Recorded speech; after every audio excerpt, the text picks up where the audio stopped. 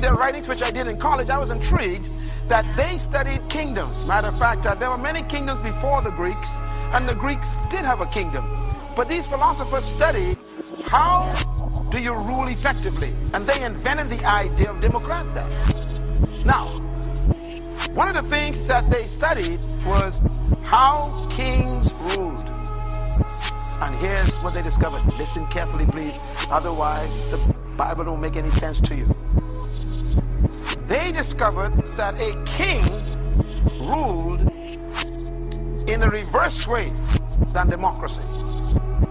For example, in democracy, you vote the leader in, the people vote the leader in, and then the leader chooses a cabinet. Then the cabinet counsels the leader. That's democracy. Everybody got that? Are you sure? I'm going to say it again. In democracy, the people choose the leader by voting. The leader appoints the cabinet, and then the cabinet counsels the leader. In a kingdom, it's reversed. In a kingdom, the king votes for the citizens. Christ said, you didn't choose me, I. Okay? So in the kingdom, the king chooses the citizens. Number two, in a kingdom, the king chooses his cabinet. But the cabinet is chosen not to counsel the king. The cabinet is chosen to execute the king's will in the kingdom. Their job is to take the king's desires, translate them into legislation, and make them laws in the kingdom. So the people actually obey the king's mind through this group called the cabinet in our term. The Romans implemented the Greeks' idea, and that group was called the Senate. Please hear me, please. Some of y'all gonna miss this. The Senate in Rome was King Caesar's group that executed the will of the emperor throughout the entire kingdom. That's why Rome was a kingdom.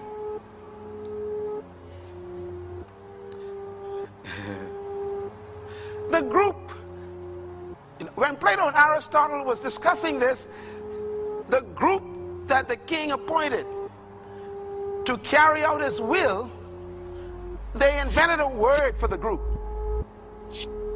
Now the Greeks existed before the Romans as far as an empire. And so the Romans stole all the Greek ideas and made Rome powerful with Greek ideas. The group that the Greeks described as chosen by the king, they invented a word. Write this word down. This is a Greek word. I'm giving you a Greek word, an exact Greek word. E-K-K-L-E-S-S-I-A.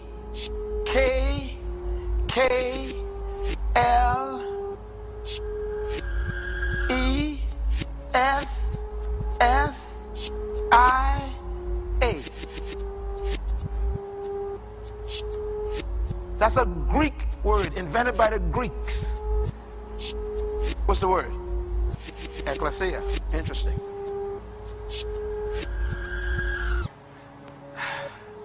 The word ecclesia, when you translate it into English, it's the English word. Write it down, the English word. C-H-U-R-C-H.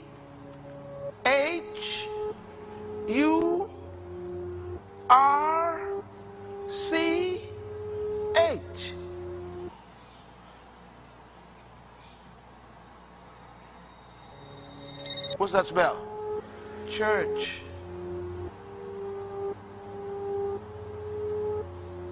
Take a deep breath.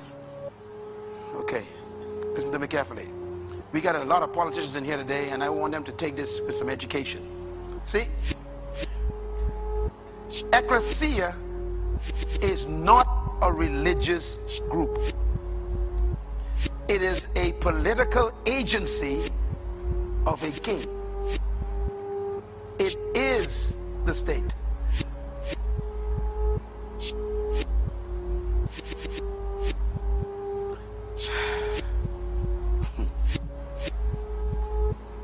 got problems now. All right, here's why the question is important then. The only person who can appoint an ecclesia is a king. A prophet cannot have an ecclesia. A priest cannot have an ecclesia.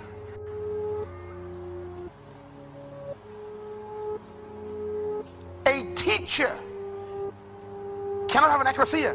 Only a king can have an ecclesia. You all hearing me? So Jesus now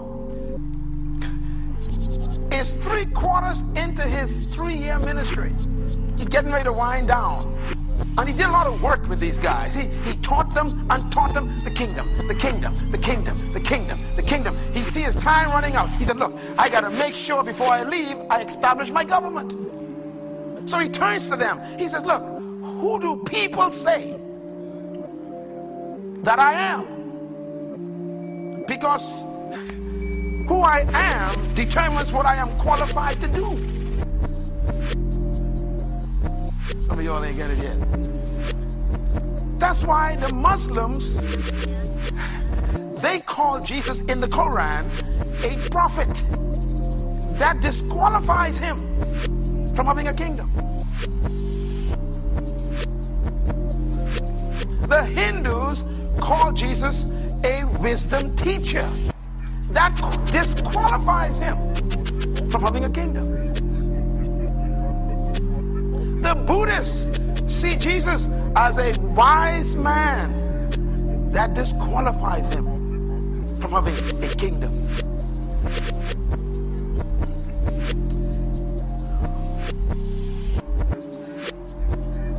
This is why every generation in history got to deal with Jesus and identify him. Every generation. And whatever you call him, that gives him the qualification to claim some things. If he's only a good man, then he really can't help you because everybody's trying to be good. If he's just a wise man, your professor in college wise too. And your professor can't help you. So his question is very important. He sits with the students and he says, look at the question again. He says, when he came to Caesarea. Caesarea was one of the resort cities that were built by Caesar in his own honor on the beach in the Mediterranean. We've been there before. It's a beautiful area. Matter of fact, the ocean around there looks exactly like the Bahamas. I mean, the beach is beautiful, white sand, nice in that area in Caesarea. So Jesus Christ is in this area where there's a resort. And the king owns this. It was just like Atlantis in the Bahamas. Beautiful area. And the king built this as one of his outposts where he goes to enjoy vacation. And Christ sees all this power, all the splendor of Caesarea. And he sits with his disciples in a meeting and he says, who do people say I am? I'm going to shout before I leave. Now, look at their answers. And each answer disqualifies him. They say, some say you are who? John the Baptist. That means you're just a prophet in the wilderness. He said, okay, I can't start nothing with that title. Anybody getting me yet? Young people, you feeling me? He said, look, if I'm just a prophet, I can't start this thing. Some say you are Elijah. That's still prophet. Others say you are what? Jeremiah. That is still a prophet. He ain't qualified to have no kingdom nor any ecclesia. Others say you are just another prophet. He's disqualified. So he stops. And then the next verse says, he turned to them and said, what about y'all? Now, this is the clincher here. If y'all get this wrong, he says, it's over for me. That means my classroom didn't work out at all. My school didn't produce students that made sense to me. Who do you say? What is your conclusion about me? I walk on the water, I talk to trees, I speak to fish, I cast out demons, cleanse the leper, raise the dead. I fed 5,000 people with just a few loaves of bread and fish. I did some stuff here. I forgave sins on the spot. You all don't understand how powerful that is. The only way you could get your sins forgiven in those days is to go to Jerusalem once a year and take a lamb. The guy did it on the spot, right in the village. In other words, I am the temple. Glory, hallelujah. And I am the lamb, and I am the blood right here.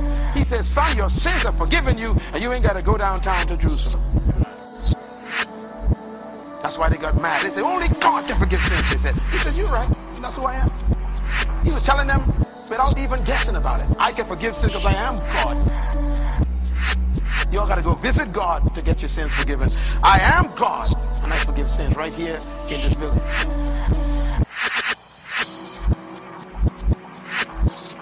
Who do you say I am? Now watch this. They did not know. Am I right? They didn't. They still didn't get the revelation. So Peter, Simon Peter, everybody say Peter.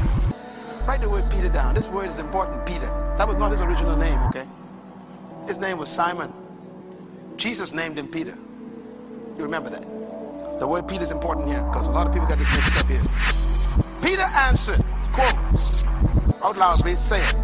You are the Christ, the Son of the living God. Now remember, there were many Christs around. Before Jesus and after Jesus. Matter of fact, that's why we got so many religions. Every religion is founded by someone who says they were a Christ. Muhammad believed that he was a Christ. Buddha was a type of Christ for the Asian people. But notice, Peter didn't say you are one of the Christs. Read it carefully. He said what? You are the Christ. Which one? The Son of the living God. A lot of gods, they dead. Now this statement is the key to resurrection power. Oh Lord have mercy. Go with me now. Stay with me. He says, look, you are the Christ, the Son of the living God. Jesus said, you didn't know that.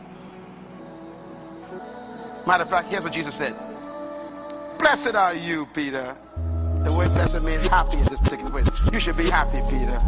Happy is my boy, Peter. Because you are Jonah's boy. That's your daddy. Your daddy is Jonah. Your boy Jonah got a smart fella. He got it right. He's excited with Peter. He said, Peter, you somebody got it right, he says. But then he says, don't take the credit. Because you didn't know that answer. Read the next verse. He says, that was revealed to you by heaven itself. You are the Christ. You are the Christ. Now, and then Jesus makes a statement that is political. He says, upon that statement, let me quote it the way it's written here. It says, I tell you that you are Peter. Everybody say Peter. Okay, it's an important word. And upon this rock, I will build the word there is ecclesia. He uses the Greek word in a kingdom government, which is a group of people appointed by the king to carry out his will in the king's territory. We translate it as church. Church is not a religious group.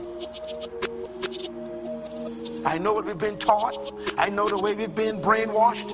But when I sat in my college class and reading the original language, I became angry at religion because they mistaught me. This is why the church has been backed into a corner and separated as some compartment of the country. You ever heard them say this? Tell the church, stay out of this government business. Let me tell you something. The church is government. Oh boy, I'm trying to get this to you. And in America, they got problems in America because they're telling you that there's a separation between church